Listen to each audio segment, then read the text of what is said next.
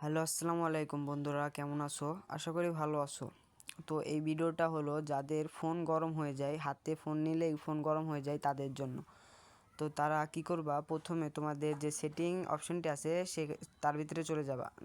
যাওয়ার পরে তোমরা মাই ফোন বা অ্যাবাউট ফোন আছে সেখানে একটা টাচ দিবা। টাচ দিয়ে নিচে আসলেই বোল্ড নাম্বার লেখা আছে, এখানে 4-5 বার টাচ করার পরে তোমাদের ক্ষেত্রে একটি পিন চাইবে, সেটি তোমাদের ফোন আনলক করার পিন।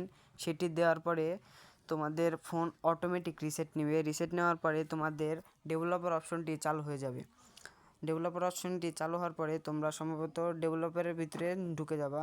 ঢুকে যাওয়ার পর একটু স্ক্রল ডাউন করলেই নিচে দেখতে পাবা একটা অপশন, সেটা হলো উইন্ডো অ্যানিমেশন। এটা উইন্ডো অ্যানিমেশন স্কেল।